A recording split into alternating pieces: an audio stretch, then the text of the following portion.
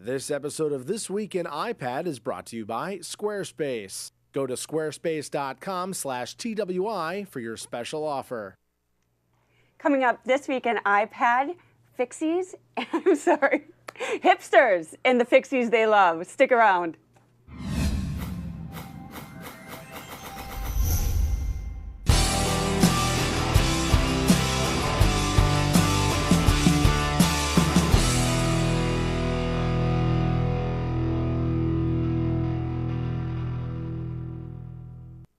Hey everyone, welcome to This Week in iPad. I'm your host, Michelle Hummel. You can follow me at Michelle Hummel on Twitter, and you can follow us on the show at TWI iPad on Twitter. And I'd like to take a moment to thank our sponsor today, Squarespace. If you guys are thinking about getting a blog or starting a website, this is the site to do it. So go to www.squarespace.com/TWI, and we're going to give you a great offer, 14-day free trial, no credit card. Get it started, play around with it. So simple to use. If you haven't checked it out, be sure to do it today. And if you haven't had the chance, I'm going to show you just a quick little brief look at the app, because if you decide to stay with Squarespace, you do have access to their app, which makes blogging and accessing your blog posts extremely easy. Here on the left are all of my posts that I've done. I can access them, bring them up. I'm able to delete. I'm able to edit. I'm able to view in a actual preview mode that shows up on the web. I'm also able to make changes to comments, to answer people. I can go in and check my stats. Looks like, Mondays, Wednesdays, people are actually digging my stuff or not so much. And, basically it's just really a cool way to interface with the website that you're working on. I built mine on Squarespace and I love it very much. All right, and with me today, I have Mr. Jacob Birch, and it's his fault that I screwed up the intro. It's all my fault. I came up with it, I pitched it, you practiced, and then I just made you fail. I blew it. It's what happens. That's all right, but I've got your support, so it was my fault, so that's fine. All right, you guys, so we've got some great apps to review today, so let's head right into Planet of the Apps. You maniacs! Damn you! God damn you all to hell! Don't download it, Lon. You might not like how it runs. All right, everyone.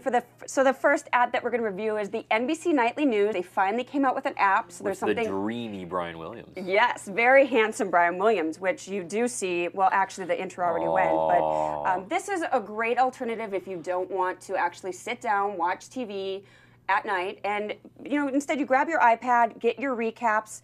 They break it out by broadcast, by topics. So here on the left, I've got all of the calendar of the main events. So right now, a big event that's trending is the tornadoes in Joplin. You can literally watch these. I would say the quality isn't where I would like to see it at, but it's the videos stream extremely quick. They come up here, you're able to watch a full broadcast. You can watch a segment of it. You can, watch in full screen mode, which is always nice. I don't see an AirPlay option, but I may be wrong. But then on the bottom, you can scroll through videos pretty easily. And then to get back to the main screen, you just click the nightly news, head to topics. So today, if I want to watch the full broadcast, I just kind of maneuver around pretty easily. I'm able to go also to their website, the Daily Nightly, which is kind of a full recap on Brian Williams and his Daily Nightly. You're able to access his blog. You're able to see top stories on their website, obviously share to Twitter, see what's going on the NBC Nightly Twitter, what's going on, follow them. So all in all, nothing extraordinary. Right. It is broadcast, but it's a different way to be able to see them. And if you love Brian Williams, he's your man. I think NBC is actually doing a really good job, along with HBO and the HBO Go app, of breaking down that barrier where you need the set-top box. The Time Warner app, you need the set-top box. It's sort of an accessory to it. I got rid of cable recently, and these are the kind of apps that makes me more sure of that decision, because it's not I'm against TV or anything. It just was a bill I didn't want to pay as these apps come out. And this is now the third app, I think, along with the CNBC stock app, The Marketplace app, I think is what it was called. We reviewed it here. And the Rachel Maddow app for MSNBC. And they're creating a consistent branding. They're easy to navigate. They're using enough of the iPad features to where it doesn't feel like you could get the same experience on the web. Right. So I'm really encouraged by what NBC is doing. ABC came out with one really great app, and I encourage everyone to get it. But I haven't seen any great ones since. I could just be out of the loop, and I like NBC's strategy behind it. So it's cool to see another one like it. Yeah, and there is ads on this one, but the ads are minimal. They're not invasive. They actually don't play in front of the videos. It's just a little, like, if you see it like on my screen right here, it's just got like a little tiny Charmin ad, which... right, and it's a free app, right? Yeah, it's free. Because if you I encourage people to not read reviews on the App Store, because they're, now and then maybe read to make sure not 80 people in a row are saying this app's broken.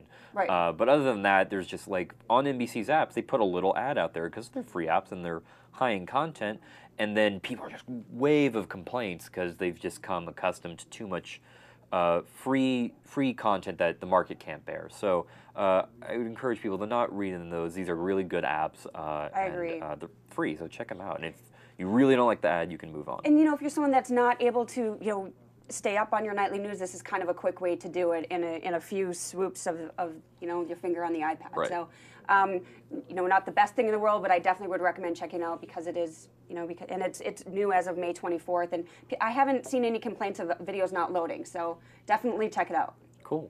All right, so, what do we have next, Jacob? Calcbot. So on the App Store, one of the things that's being featured on the App Store right now is the App Starter Kit, which this is a thing I'm really interested in because so many friends know I'm the guy that got the iPad first. They come to me, what apps must I get? And I've got, you know, my bevy that I've touted here, and I won't have to do it again. And a lot of them, I'm happy to say, are in this starter kit, articles, Instapaper, and stuff like that. And there were a few that weren't, and one of them was Calcbot, which is a $2, $1.99 calculator app, and it's okay. Is it worth $2 in this relative scale? I don't think so. If we can pull it, my camera up, and then I'll probably have to adjust it. There we go. No, wrong. That's mine. There we go. Cool. So you have your calculator here, and you have the sort of trend over here, which is good because the calculator app that comes with the iPad, it sucks. Right. It will add numbers for you, and that's about it. This has, you know, it has I think pi as a contents. It'll get you sort of a random number.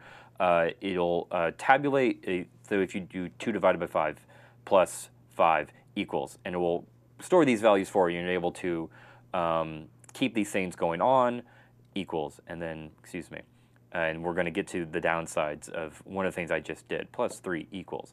And it'll keep tabulas of your values, so if you want to bring this equation again, use expression, there it is, and you can add a divide by 9 instead of losing your entire history. So it's definitely better than the app you get, but there's an app which has been out forever, pCalc, and they have a light version that is awesome.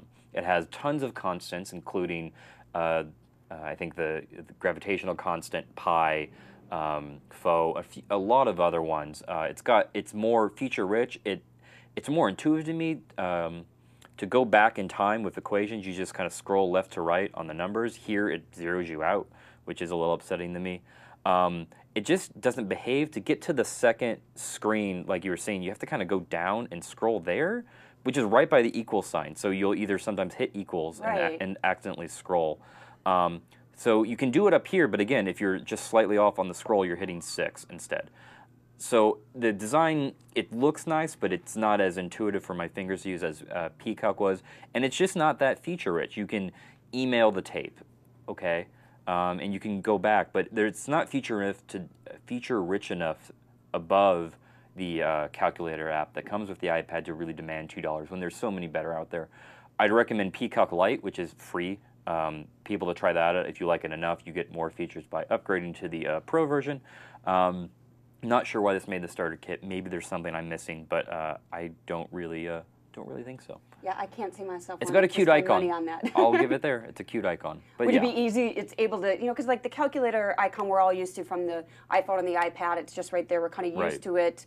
Is it easy to access when you have all those different apps on your iPad? Is it easy to get to right away? If you've got something you've got to, you know, tally up. Well, I mean, you know, you could put it into the utilities folder, which is where the calculator app goes by default, if I could find it. But But other than that, you know, again, there's better apps out there, so I would encourage people to go to those instead. Great. All right, Jacob. So I'm going to go to my next app, which is MyPad2, which is formerly FacePad, which Facebook basically decided not to develop their apps, on their own. So they left the space open to other people like Friendly, and now FacePad, that's now MyPad. This is the second version, so there has been updates on this. To me, there's pros and cons to this as well. If I want to go in to Facebook and just get, you know, my feed, if I want to see my friends, if I just kind of want a no-nonsense layering, type of app, this is what I'm going to use because I can easily access everything. It's layering, so you can see the columns of everything right there. Oh, there's me and Billy Burke from Twilight. You shouldn't know who he is. Don't worry, Jacob. And then basically scroll away what you don't want to see, but easily kind of maneuver around. This is the free version, so if you see there on the bottom, hate ads, if you pay 99 cents. Cheapo. I know, I'm cheap. I need my app Dollar. allowance. But the ad invasion isn't that bad there. And think about, the ad space that you see when you're logged on to Facebook. You have things constantly coming to you. So this is one thing I like about this is, the web interface that you get with Facebook. It's got so many suggestions and requests and things kind of coming at you that sometimes you don't really know where to look on your Facebook. And you do see things that are kind of, that you wouldn't normally see. But here, you kind of, if you know what you're looking for and you're just kind of browsing around, you're at the airport, you're waking up in the morning, this is pretty intuitive. I like it more than I do like Friendly, I will say that. My favorite feature on here, for me, is events. I find that Facebook reminding me of people's birthdays comes really handy, but when I'm on the homepage logged in, I don't always see the birthday icon. So here on the calendar, it's going to bring up everything that, events that I'm invited to, people's birthdays, so I can immediately click there, go to their profile, say happy birthday. So I like that feature. The chat is a big feature that they worked on a little more. I think they were having some kind of like interface issues and not, working as quickly as it does if you're online. But so they, this last update put a lot into the chat feature. And if you have one account that you're just logged into all the time, let's say I'm just signing in to Michelle Hummel, it's going to automatically log me in. They fixed that before. You'd have to go in and log in every time. But you are able to actually use multiple Facebook accounts if you're an administrator on another one. So all in all, I think it's a pretty slick interface. Like I said, I like the layering. You can watch videos, come up pretty nicely here. It's got the YouTube. So I'd give it, like a 3.5 out of 5. Good enough. My For rating. a free app, it's worth. Oh, Chelsea lately, we don't want to watch you. Or do you? No. No, I'm good. I'm Okay, good. No, great. none of that. So none of what do we Twilight. have I'm next, good. Jacob? Just real quick, just clarify the Bare Apple calculator app is only on the iPhone, not the iPad. But that said, pCalc Lite free. Get that instead. And then you have a calculator app, We and love that's you, better pCalc than. Lite. I only pull it out every now and then because I tend to use my phone for calculations. But when I do, it's good. So the next one is Hipster City Cycle, and it is a game. I tend to be hard on games. I have nothing but nice things to say, I think. It's $1.99, and I think it hits everything a game should be. It is an iPhone game. We got a request to review this after I did bike maps, and I saw it. I'm like, well, let me try it out. It has a very 8-bit kind of interface, so it actually works really well on even blown up a little bit. You don't really notice it because it just looks kind of more pixelated, so it's fine. I forgot really quick that it was an iPhone game, and they could just blow it out and probably charge more for the HD version. But that said, it is a game, if anyone is familiar at all with the NES game TNC Surf, it works a lot like that. And there you are on a skateboard and you're trying to dodge objects. It's like that, but you're on a fixed gear bicycle, like a good hipster is, and it piles on hyperbolic hipster jokes throughout. When you start your bike, instead of saying "let's go," you say either Nietzsche or mustache rides. Your character has ironic facial hair. You go forward like you would on a fixed gear bicycle, going back and forth. And true to, it's not just a tap game. You have to navigate by going side to side, which took me a while to get used to because I'm really bad at games that require me to do that. But it's good on them to making it feel like a original iOS touch interface game and not just something kind of bolted on. It looks, to me, it looks great. Like some of the games that are for the iPhone, it's just you can't play them. So I'm glad to see that you can play it like this. And it's extremely feature rich. It connects you to the game center so you can track your high scores that way. You earn by tapping on people as you go through the race. So you're trying to do this, and then you're tapping on people. You gain followers, and that's how kind of that's how any true hipster would follow. His worth is how many people actually care about him. Okay, cool. And it's really rich with, again, the sort of humor and self-deprecating on sort of hipster culture. So it's funny. It's the kind of graphics that I like to see on an iOS game, which doesn't try and do anything too fancy like in an Infinity Blade, but keeps things very crisp.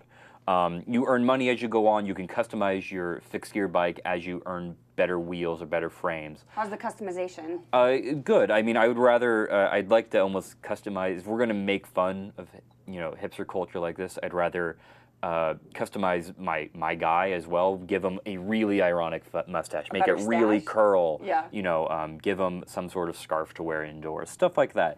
So it could be, I guess, a little more customizable, but at the same time. For what it is, for $2, it's a great game. It's a lot of fun. It's challenging. It was the right amount of learning curve. It's got a good tutorial up front. You have to unlock things later on as you earn more money. It's just a good game. And it works well. Obviously, it's an iPhone game, so it'll work if you have that. But blown up on the iPad, it's a lot of fun as well. I will probably be up playing it tonight.